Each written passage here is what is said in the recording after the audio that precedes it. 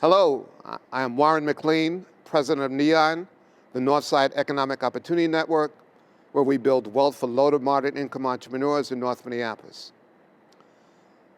Welcome to our Community Conversation series. Despite COVID, the killing of George Floyd, and centuries of systemic racism and oppression, a burgeoning urban renaissance is taking place in North Minneapolis.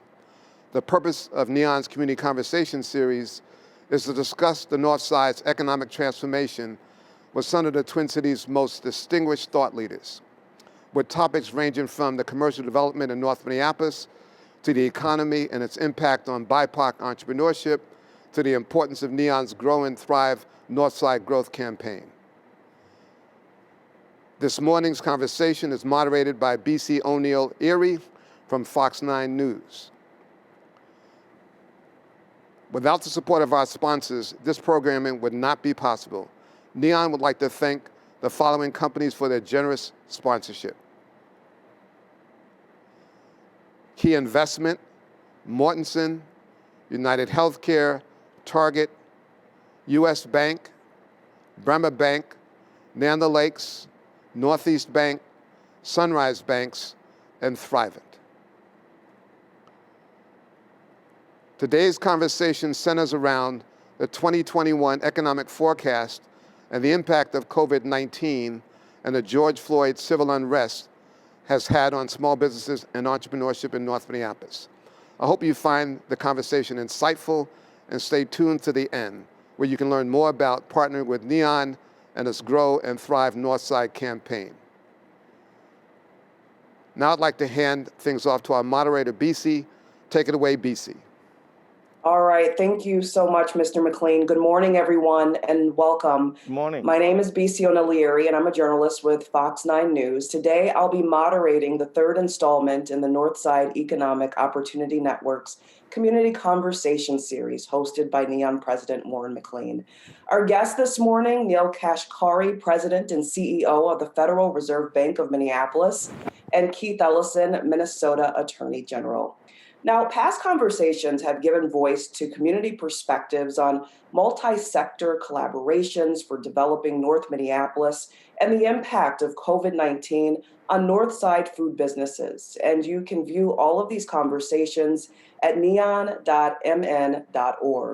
And to give you some background, the Northside Economic Opportunity Network, also known as NEON, helps build the capacity of small businesses and entrepreneurs in North Minneapolis to grow community vitality and economic prosperity. The organization has had a tremendous impact on minority-led and locally owned businesses. I'd like to take this moment to once again welcome Warren McLean, our host of the series and president of NEON. Mr. Warren McLean. Well, first of all, I'd like to give a shout out to both Minneapolis Federal Reserve President Neel Kashkari and Minnesota Attorney General Keith Ellison. We talked about, and we're looking forward to the Super Bowl on Sunday, but actually the Super Bowl is occurring today. So we have two champions of the community and economic development. And first of all, recognizing the president of Minneapolis Federal Reserve, Neel Kashkari, you know that his work as Assistant Treasury Secretary helped bring the United States and the banking system off the mat when the economy was in serious decline in 2008. And we think that we know that his innovation, the TARP, really stabilized the banking system.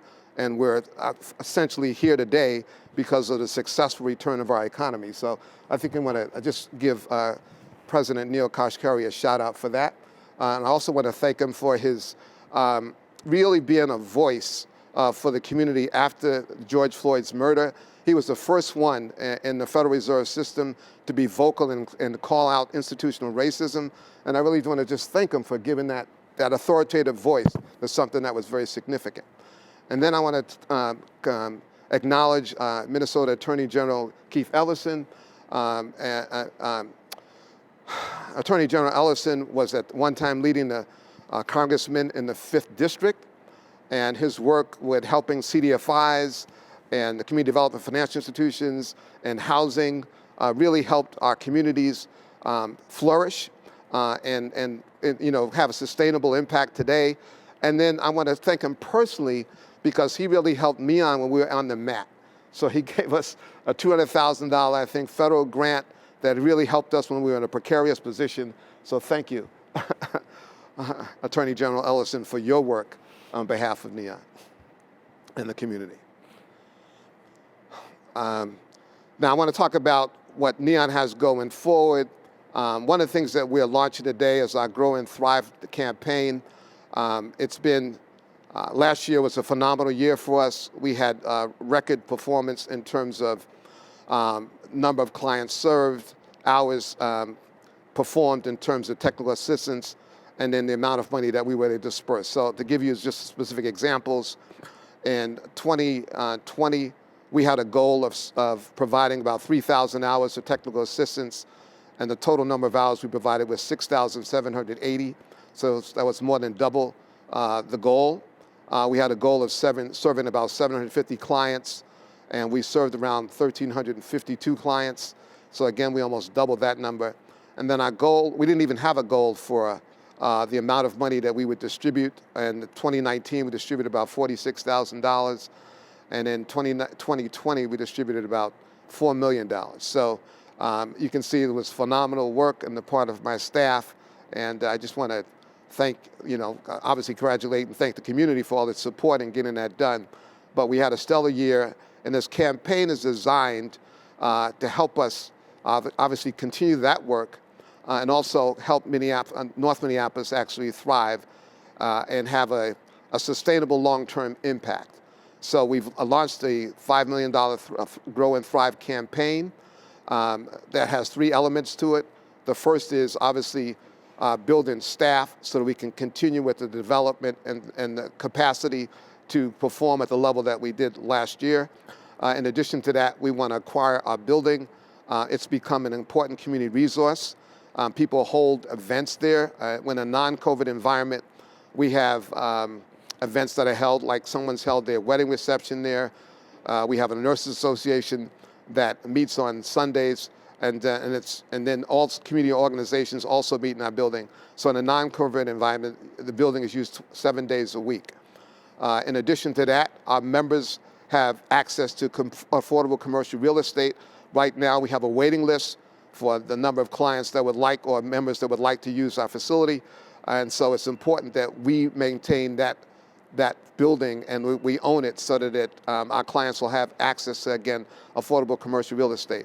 And then thirdly, we want to make sure that gentrification, or at least defer that. So if we have that resource in the community, our clients will always have access to affordable commercial real estate. So we want to make sure that's a resource that's available to the community. The third part of our campaign is we want to establish a commercial kitchen. 40% of our clients are food entrepreneurs, and they basically have no access to a commercial kitchen in North Minneapolis. So we'd like to be able to satisfy that need. We have the 5th largest food desert in the country in North Minneapolis. So with a commercial kitchen, we'll be able to address that. So hopefully you will continue to tune in and partner with us as we go forward. I'll stop there. All right, thank you. Well, this morning we'll discuss and really try to delve into what lies ahead for North Minneapolis and its small business community. Again, our guests will be weighing in. Neil Kashkari. Mr. Kashkari leads the Federal Reserve Bank of Minneapolis as President and Chief Executive Officer. And Keith Ellison. Mr. Ellison is Minnesota's 30th Attorney General and is the first African American and first Muslim American elected to statewide office. Again, thank you so much for joining us and exploring. Right now is what we're going to do is explore the North Side's future and how COVID, civil unrest, and economic trends influence our path forward. This is intended, I just want to remind everyone, to be a really free-flowing conversation. If at any point you'd like to jump in and respond to a question, please do so. So let's get this started. My first question is for Mr. McLean. Some entrepreneurs have seen their businesses destroyed by the pandemic. Others, they've flourished. What new initiatives are you really excited about in this new year? Well, as I mentioned, our Grow and Thrive campaign, but in addition to that, There's development occurring in North Minneapolis that hasn't occurred in the past. There's about $125 million that's going to be invested in the North Side. First of all, starting with the J. and Rose Phillips Family Foundation and Tri Construction. They're remodeling the 927 building that they purchased, and they've already had a groundbreaking. That's very significant. It's catalytic. In addition to that, the Satori Village by Tim Baylor, who's a developer. He's a BIPOC developer, and he's going to start and establish a $60 million affordable, well, not only affordable housing, but market rate housing, affordable housing, and senior housing. That's going to be right on West Broadway. And then thirdly, we have the Capri Theater that's already been remodeled, and they've got a new building. They're about to do their grand opening in probably a month or so. And so we have all that momentum and catalytic activity occurring. And then Neon itself, as I mentioned, the Grow and Thrive campaign with our own building, obviously, and hopefully establishing a commercial kitchen, will be able to, cause our community to be transformed, not only to flourish, but really to be transformed. We want to change North Minneapolis from a drive-through to a destination, and that's our goal. Those sound like some really exciting projects there. And I want to pivot to Mr. Kashkari. In your opinion, what is the government's role in economic recovery? Mr. McLean talked about so many great initiatives that they're looking to get off the ground this year. What do you think? Where do you think the Fed fits in all of this? Well, the Federal Reserve itself, our role is monetary policy. So we move interest rates up and down to try to stimulate the economy. We've got interest rates very low right now, trying to provide more stimulus so that it's cheaper for a small business to get a loan, cheaper for a family to get a mortgage, to buy a house. That's one of the tools, or the primary tool we have to provide economic stimulus. But of course, the U.S. Congress and state legislatures have very important roles to play. Obviously, the U.S. Congress and the Biden administration are debating additional fiscal relief to try to provide support. The pandemic right now is still raging. We are still in the middle of this pandemic, and until we get the pandemic behind us, and that means as many Americans as possible being vaccinated, the economic recovery is going to be slow. And so the first and most important thing we can all do is get vaccinated as soon as we can, so we can put the pandemic behind us, and then all of these great entrepreneurs will be able to thrive with the support of Warren and the other policymakers around the country. And you brought up some really interesting ideas on these monetary policies and the support that they can exert to help Northside businesses recover. This is where, Mr. Ellison, you come in. Many businesses of color, they were damaged during last year's civil unrest following the death of George Floyd. What happens, unfortunately, continues to deter a lot of investment from that area in North Minneapolis. What is your role in aiding in the North Side's resurgence right now? Well, so much of our economy is driven by perception and people's perception of safety, of viability. That's why I'm so glad that Warren and you all are doing this show, because you're really highlighting that North Minneapolis is a vibrant, really wonderful place. I live there and just drove from there to here. And the government simply has to help businesses sustain and thrive as we get through COVID. It is an important thing to be done. There's been from the state legislature over $216 million to small business. The North Minneapolis must get their share of that. And the federal government has stepped in as well. I think it's also important to help consumers. I think the checks, the $2,000 checks, the $600 plus whatever else they're going to do is critical so we can maintain a consumer base, because you can't sell if somebody doesn't buy, and they can't buy if they don't have any money. So this is very important to be able to do both the economic stuff for the small businesses and for the consumers, so that they can continue to grow and thrive. And I think it's important also to be very clear. We need to move forward on the perception of crime, and it can't simply be an arrest and incarcerate only model. We're going to have a system where we bring people into the economy who feel like they are outside of it. That means young young people who may not have finished high school, some of whom might only see the underground economy as their only option. We've got to find a way to reach out to them and say, you know what, school's not for everybody, but you can do business legally and safely.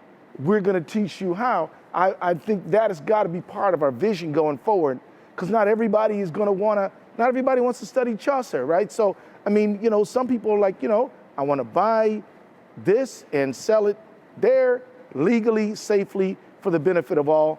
And so that's a little bit of part of where we have to go. But this issue of safety has got to be part of the conversation, because people just, I think, perceive our neighborhood as not always the safest place to be. They're wrong. I've never had any kind of safety issues, and I lived in North Minneapolis, raised all 4 of my kids there, but that perception is there. We got to face it, take it on, and move through it. And Mr. Kashkari, I'm going to turn things over to you again for Minnesota and the 9th District as a whole. What, in your opinion, needs to happen to facilitate a return to the workplace and productivity? How can the Fed help ensure the short-term cost pays off? Well, I think, as the Attorney General was just saying, the actions that the U.S. government, especially Congress and the state legislature, have taken and continue to take are enormously important. One of the things we feared at the beginning of the pandemic is that you would see waves of people losing their homes, waves of foreclosures, because people lost their jobs. But because the state government and the federal government stepped in with foreclosure moratoriums and then financial assistance to people who've lost their jobs, that helped people make ends meet. So just as the Attorney General said, we need to do everything we can to support one another and small businesses to get to the end of the pandemic. The job market today in America is as bad as the worst job market in the 2008 financial crisis. That while the official statistic says that 6.7% of Americans are out of work, the real number is around 10%, because a lot of people have given up looking and they're not counted anymore. So when you have 10% of Americans out of work today, that is a terrible, terrible economy for many, many people. And so we need to support one another until we can get through this pandemic. And then, people want to work. People want to innovate. They want to start businesses. The entrepreneurial spirit is there, making sure that we can do that safely, get them access to credit so that all of their good ideas can be brought forward. I think that we can do this, but it's going to require us helping each other until we can get to the other side of the pandemic, and then we can unleash our entrepreneurial spirit. And we're starting this new year with the new administration in Washington, D.C. Mr. Kashkari, the Biden administration, they have a lot of proposals that they've been talking about even during the campaign. How do you think that some of these proposed economic policies will have an impact on the recovery and growth in North Minneapolis specifically? Well, I think that they're being very aggressive. One of the things that we learned from the 2008 crisis, one of the mistakes we made, is that we underestimated the crisis and we were not aggressive enough in the recovery. So after the 2008 crisis, it took 10 years to rebuild the labor market, and that's way too long. People were left on the sidelines, and they wanted to work if they were given the opportunity to get a decent job. So I think that we've learned, and I think the proposals coming out of Washington reflect that. I think we've learned that we need to be much more aggressive in focusing on our economic recovery so that we don't leave people on the sidelines in the shadows because they want to work. It's important for their sake, but it's important for all of our sake. Our economy is going to be much slower and much smaller if we just leave people who could be contributing to it on the sideline. And so I think that is underlying both the Fed's response, what we learned from 2008 and 2009, but I also think it's underlying the fiscal authorities in Washington and their desire to be more aggressive. And those are national policies, but they will absolutely affect North Minneapolis, just as the Attorney General said. When Congress passes a bill to send, one-time checks to families, that's to everybody, and that includes North Minneapolis, and that gives the consumption engine that the Attorney General was just talking about. If I could add on to what President Kashkari said, I also am glad that the new administration has a sense that we need a national policy to address COVID. We have been dealing with a state by state, even in some cases city by city policy, mask here, not mask there, all this kind of stuff. This is also a brake on the economy. The fact is, the faster we come out of this pandemic, the better the economy will thrive and grow, as the president and Warren have said. But I think it requires us to recognize the fact that that COVID-19 doesn't know that there's a border at the North Dakota, South Dakota, Minnesota border. No, COVID doesn't care about our state boundaries. It just goes where it goes. And so as long as we have this patchwork approach to COVID, it is a brake on the economy. The president coming in saying, we're going to do this together, we're going to do it as a country, I think is definitely an advantage for our economic recovery. And so we've really addressed on the national level what can be done. When we think about locally, Mr. Ellison, what can small businesses and Northside residents expect from the Attorney General's office in supporting growth and really providing accountability in the interest of the community right now?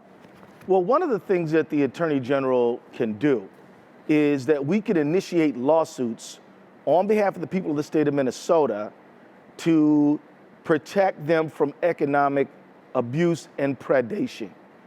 What I mean by that is that if there's an actor in the market who is charging fees that aren't warranted, were not bargained for, if they're promising things that they never provide, what the Attorney General can do is say, we can bring injunctive relief and say you cannot do that.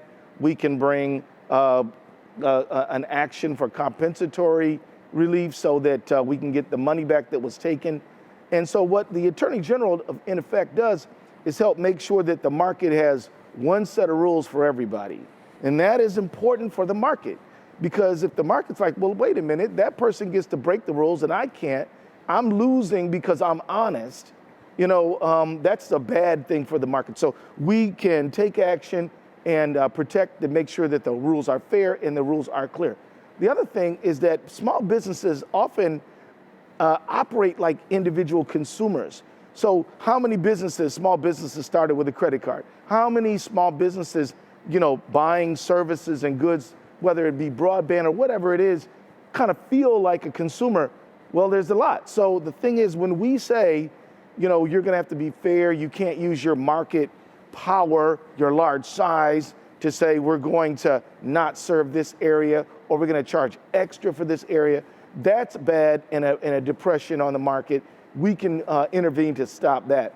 But we don't give out money at the Attorney General's office. We're really kind of like make sure that everybody abides by the rules and that they're fair. And I personally, my vision for this office is to look out for the smallest actors in our economy. One of the perverse things about the state of our economy is that, the bigger you are, the more breaks you get, the more economic power you have, the more political influence you have. This is a mistake, I believe. I think the big dogs in our economy can look out for themselves. The people who the government needs to look out for, my humble opinion, are the small businesses, the new entrepreneurs, the BIPOC businesses, women-owned businesses, the small farmers that are trying to make a go of it. They need to be cultivated in the same way that a hothouse cultivates the small plants. But if you're a big oak tree, you shouldn't have the government throwing money at you. Whereas you and I both know that if the biggest players say, I'm leaving, all of us folks in politics say, well, what can we do to keep you here? Well, the truth is, our focus, I think, for a healthy, vibrant, fair economy ought to be really looking out for the smallest players. And we ought to be having antitrust enforcement on the biggest players who use their market power and political contacts to kind of get what they want.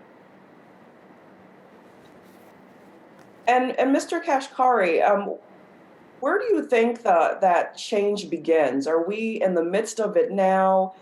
Is it months away? Is it a year away? When will we really, in your opinion, when will we start to see this resurgence? Well, in terms of the economic recovery from the pandemic, it really is about, and I'm spending a lot of my time talking to health experts around the country, and we have brilliant health experts in Minnesota as well. It really is about getting people vaccinated. My mother has been vaccinated. She's an elderly lady in North Carolina. Many of my relatives work in healthcare. They've been vaccinated. I'm waiting for my turn, probably going to be a few months from now. So the sooner we can get our fellow citizens, our neighbors, our family members vaccinated in wide mass will be the time when we can all feel confident that we can go back out to restaurants, we can go back to movie theaters, and we can really return to normal. That's going to be the key to unleashing the economy from COVID. Now, longer term, we have these structural challenges that were with us before COVID, and we still need to address that. So part of it is how do we get through COVID, but then how do we build the economy so that it's better and more inclusive for everyone going forward? That's a much longer term challenge. And I think that the work that Warren is doing with his colleagues is really important to energize entrepreneurs in North Minneapolis. That's vital. I'm doing work with former Supreme Court Justice Alan Page to try to amend the Minnesota Constitution, and the Attorney General has been a great support of us, so that all children in Minnesota have a civil right to a quality public education. So there's not one solution to this. It starts at the earliest age when children are born, making sure that they are healthy, making sure they have health care, making sure they have nutrition, and then importantly, making sure they have education so they have the tools necessary to be the successful worker, the successful entrepreneur. We're gonna have to start at the earliest stages, but each piece of this chain ends up being very, very important. And so COVID is a crisis that we have to address right now, but it doesn't change the fact that we have to address these long-term inequities that are in our society and have been here forever. And if I may add on to that, and I want to thank President Kashkari for mentioning this, because I think a lot of times people think of education as that's the school system over there. And the economy is, that's what we do over here. We're making money, we're making a living. Well, they really are deeply integrated. Just ask yourself this: if you're going to hire someone, are you going to hire someone who knows how to read, write, and compute and operate a computer, or are you going to hire somebody who just doesn't know? So the bottom line is education really does drive the economy. And people who understand, if they had some education, their ability to conceive of how to fill a market niche, start a business, and then sell and do business there is much more enhanced. So the reason that I support Neil and Justice Page's initiative is because I think that we have a standard in our Minnesota educational system which is simply too low. Right now, our Constitution says we will have a uniform system of education, and basically courts have construed that to be essentially adequate. Well, even if that is the legal standard, shouldn't we think about raising the standard given the importance of our knowledge-based society? Shouldn't we say that in Minnesota, every child has a right to a quality public education? I think we do, and I hope folks support Neil Kashkari and Justice Page's initiative. And if I might just build, thank you, Attorney General. If I might just build on that, why does the Federal Reserve care about education? It's exactly what the Attorney General said. If we want to grow our economy, we need an educated workforce. And where are the workers of the future of Minnesota going to come from? I mean, if we just say we're going to leave thousands of Minnesota kids on the sideline and say, oh, we're just going to forget about you. Well, one, I think that's morally wrong. But setting that aside, our economy is going to be held back by that. And so it's in everybody's interest that we make sure that all kids in Minnesota get that quality education. And we think that, I added it up. Sorry, I'm going on a tangent here. My staff added up. In the last 15 years, there have been 122 bills in the Minnesota legislature on education that have become law. 122. So lots of people are trying lots of things, but it hasn't moved the needle. And we need to do something fundamentally different. And that's why we think creating the civil right and using civil rights as a way to really advance and lift up kids is the way to go. And it's if you look at all disparities in our society, whether it's healthcare disparities, housing disparities, nutrition disparities, criminal justice disparities, almost all of them go back to education disparities at the very beginning. Because if you get that better education, you get a better job, you make more money, you get better housing, you get better healthcare, and you hopefully avoid the criminal justice system altogether. Thank you. And This now is that Warren. we're on the I would like to weigh in here as well. My daughter taught in the educational system here. She taught at the Anderson School in South Minneapolis. And I can tell you that there's a clear disparity between what those kids experienced and what people will experience in the suburbs and other communities. So for instance, she had mice feces in her classroom so the students can actually eat lunch. And so, I mean, that is not tolerable in another school system and maybe a white school system. That would not be acceptable. But it was black and brown students that were experiencing that. And my daughter I'm going to brag on her a bit. I mean, she was a National Merit Scholar teaching in the school system, and she was there for 9 years, and she found that so unacceptable that she left the system. And I think that's a very negative statement about what we're doing in our communities, particularly for black and brown students. And I think that's really important that we make sure we create an environment to retain teachers that are high quality teachers, well educated, and that are focused on, she could have taught any place else, but she chose to teach in South Minneapolis at the Anderson School. But the fact that they couldn't retain her is a blight on our system. So I think this quality education amendment is critical because it'll address things like that. So. And if I may say so, recently there was a press conference that involved both the teachers union and Justice Page and Governor Walz. I was really warmed up to see that, because what it means is that there's starting to be a convergence, at least we're talking about how we do the thing we all agree on, quality education and opportunity for all kids. We've been divided over how. Let's not sweat how, let's forget a goal of what we're gonna do. Quality public education for all kids as a civil right.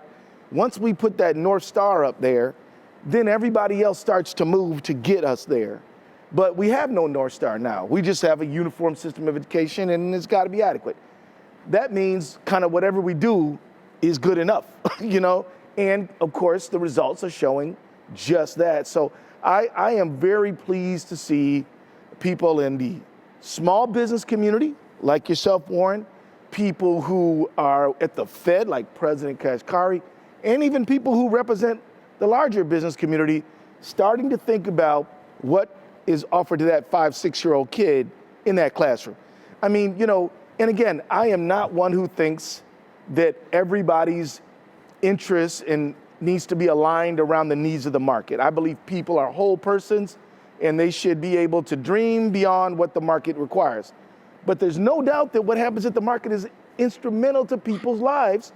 And so if we ignore it, we ignore that at the peril of the people we say we care about. So this is a very good sign. We need a national conversation. Am I to say, Neil, we're friends. Why not? We're friends. But my point is that if we're going to get this thing passed, but the journey is also important. We have been driving a conversation around education, making people challenge some of their basic assumptions. That's also a good thing. And can I just say one more thing sorry, this is about the amendment. I just got notified yesterday that in the state of New Mexico, a legislator there has introduced an amendment to amend their constitution to create a civil right. So a lot of other states are watching what we're doing in Minnesota. I want us to be first, all right? But I want this to happen in Minnesota, and I want this to happen in other states too, because a lot of kids around the country are being left behind. And the Fed has always been an educational leader, folks. Your predecessor, Art Rolnick. He was never the president, though. He was a research director. He was a research director. So, 25, 30 years ago, Art Rolnick, an economist at the Minneapolis Fed, was talking about the importance of early childhood education to improving the chances of life for kids. And now, the president of the Fed is making it a signature issue. And I think we all should be very, very, very happy about that. Thank you. Mr. McLean, are there opportunities that you've seen, that you've thought about to engage public entities like the Federal Reserve and the Office of the Attorney General in making Destination Northside a reality, as was discussed this morning? Perception, reality, there are still many businesses that are boarded up. What does that change look like to you? Well, I think, first of all, just appearing on this community conversation with us, President Kashkari has given voice to the importance of our work in North Minneapolis. He's calling it out. The Federal Reserve is an authoritative voice, and so when he says something, people listen. I mean, as he's bringing this education initiative forward with Justice Page, I mean, he's doing the same thing now by talking about what's going on in North Minneapolis and the fact that there needs to be investment there. And I think that the fact he's calling it out is critical, and talking about how that investment should be made. So I think that's important. I mean, the Federal Reserve also has research capacity. It has a newsletter and a quarterly report that it puts out, so we can be featured in that. So those are other ways of lifting up the work in North Minneapolis and BIPOC communities. In terms of Attorney General Ellison, he's been active in certain ways that has caused, where he talked about making sure that the playing field is level, and that you make sure that investments or that the little man or the small businesses are focused on. He presented us with an opportunity last year where there was investments that could be made throughout the state, but he made sure that Neon was a participant in that investment. And he gave me a personal call to make sure that that happened, and he followed up, and we've got an investment as a result of that. So he's been very active. He didn't voice that, but he's been very active in making that happen. So those things are important. And again, being on this particular conversation, he's also given voice to the importance of helping and supporting Neon and BIPOC communities in our work. So I think that's critical. Again, these are two authoritative voices, and people will listen to them. They also have national reputations. So I think we're blessed to have this kind of thought leadership in the Twin Cities. And if I could add, I moved to Minnesota in end of 2015. I started my job January 2016. And in the first 6 months, I traveled around Minnesota to get to know it, and I visited the North Side, and I met with entrepreneurs, and I met with small businessmen and women, and I was really excited about their spirit and their energy and their work ethic. But they also shared with me some of the struggles they face and some of the barriers that they face. And that led me to go back to the Minneapolis Fed and ask my researchers, why do these barriers exist? What can we do to reduce these barriers? And as a result of that, no kidding, as a result of that visit, we launched a research center called the Opportunity and Inclusive Growth Institute to try to harness the Federal Reserve's extraordinary research capability to shine a light on these issues and to come up with policy solutions. Now, we may not have the tools ourselves to close them all, but if we can do the data and the analysis and arm the Attorney General and arm the state legislature and the National Congress, here's the data, here's the analysis, here's how we actually make a difference to close these gaps and open opportunity for all, that's a contribution we want to make. And I'm not kidding, I'm not exaggerating. That literally came about because of me visiting the North Side and visiting with entrepreneurs there. Wow, thank you for that. That's great. That's great. And Mr. Kashkari, last October, you actually joined a conversation series on racism and the economy, where basically some folks were challenged the Federal Reserve to think creatively about the tools at your disposal to help improve business, commerce, and people's lives beyond setting interest rates and regulating banks. How do you interpret this charge to benefit our community? Well, and by the way, so that was Ursula Burns, the former CEO of Xerox, brilliant CEO, Fortune 500 CEO, and she pushed me very hard. Because historically the Federal Reserve said, hey, we manage interest rates. This is the whole economy at once. We can't target individual communities. And so any issues of disparities historically are not our business. That's for local leaders, that's for state leaders or the federal Congress to allocate money in a certain way. And she pushed back on that very hard, saying we have a role to play too. And she's right. And over the last few years, I think the Federal Reserve has taken important steps in making sure that we think about everybody. I'll give you a specific example. Since I've been at the Federal Reserve, I have been the loudest voice arguing against raising interest rates. One of the reasons we would raise interest rates is we say we're at full employment. If you push the economy any harder, you're just going to lead to inflation, the economy's going to overheat. But when I would visit North Minneapolis and I would visit diverse communities around our region, I met people who were out of work. And they said, hey, we're not fully employed. we need more work, we need better wages, and that made me go back and say, wait a second, maybe we're thinking about this wrong. Maybe if we just look at these headline statistics, we are missing what's really happening beneath the surface. And so that's a great example where now the Federal Reserve is changing how we think about what full employment means. Now we realize we need to look at what's happening to black employment, what's happening to Hispanic employment or unemployment, what's happening to men versus women. We need to go a lot deeper to really see, is the economy really at its potential? Are we really creating opportunity for everyone to participate? And so that's a tangible change that has taken place over the last few years that I think is a positive step. And I think there are more steps that we need to take going forward. And I'm excited we don't know what all of those are yet. I'm excited to figure those out. And Mr. Ellison, how does the AG's office leverage the expertise and community trust working with institutions such as NEON to amplify your work as the people's lawyer? Because I feel like in the community, there isn't really a big connection with trust. How do you work on that? Well, there's a lot of ways. I think that Warren just mentioned that there was a particular entity, I'm not going to mention who it is, that got our attention. We were concerned about some things that they were doing. We engaged in a dialogue with them, and they said, look, we're not doing anything illegal. We agreed, yeah, you're not, but you do have a mission, a charitable mission, and you're supposed to be using assets to advance that mission, and we don't think you're doing that. They said, well, what do you think we should do?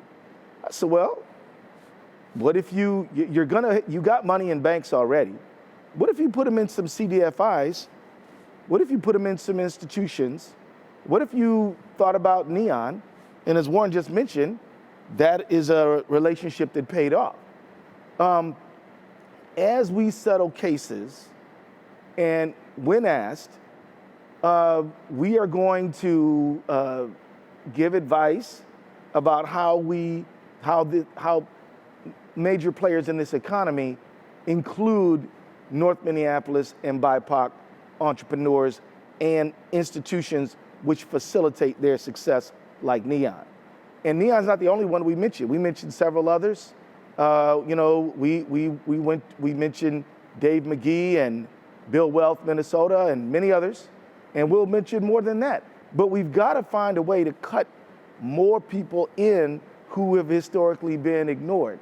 And that's what we will do. I'll also write letters and reach out to members of Congress. I know everybody in Congress. I was there 12 years, and so I can call, our congressperson, our senators, but also people on financial services and other places to say, what are you doing for minority entrepreneurs and small entrepreneurs? And so that's something that we do. The other thing we do is, look, when you get really big, and I would say that if you can identify the 2020s, maybe from 2000, maybe all up until this very moment, if you can characterize our economy a certain way, it is the highly concentrated economy. We live in an economy where no matter what industry you look at, 3 or 4 big giants control the whole thing. If you talk about search engine, for example, can you name anybody other than Google? Well, they're out there. There's DuckDuckGo, there's other ones. But I mean, but we live in the highly concentrated economy. This, I think, keeps wages low, dissuades entrepreneurs. Only recently have we seen IPOs take off. For decades, they were flat. And I think that the Attorney General's office can say, bigger is not better. We really don't get the economies of scale that you promised we were going to get. What we see is monopoly pricing. What we see is you using your money to buy political influence, which further hampers our economy, gives you big tax breaks, which ultimately just deplete the budgets of government and less money to help people when they need it. So that's another thing the Attorney General can do. Really, really work on a deconcentrated, less economy where the barriers to entry are lower, where there's more wage competition. And of course, if small white business owners are having a tough time competing with the biggest industry players, what do you think's going on with the black and brown ones? It's even tougher for them. Imagine yourself being a black chicken farmer in Minnesota. If those small chicken farmers, the white ones, are having a tough time, you better believe you're having a tough time. And we're now looking at the point where the extinction of black farmers. You know, we're looking at the extinction of black farmers. And I grew up, my mother lived every second of her life on a farm till she married my dad and moved to Detroit. I feel very close to farm economy. When I hear that about 800 dairy farms in Minnesota closed in the last 4 years, this to me is upsetting. But it doesn't have to be that way. And you and I know that the butter and the milk and the cheese that you bought last night are not cheaper. And yet, you know, the people who make that stuff are getting a smaller and smaller proportion of that dollar. So those are some things that AG can do. Look out for small, look out for the communities of color. As we resolve cases, suggest to parties that they cut in folks who've been left out. And there's a range of things we can do, but it's part of our mission, and we do it every chance we get. Can I mention one thing that the Attorney General just reminded me of? And Warren, you may have a lot of details about this. You know, there's this Paycheck Protection Program that Congress has passed that is open right now to help small businesses get a forgivable loan from the government to help them get through this pandemic. Now, in the first round last spring, it was really hard for people to access it. A lot of the money went to bigger companies through bigger banks, but a lot of work has been made to try to make sure that CDFIs are part of the program because they have the relationships with the small businesses. We need to make sure that small businesses in North Minneapolis take advantage of that program. And so I don't know, Warren, can you offer any insight into how that's going? Thank you, President Kashkari, for mentioning that.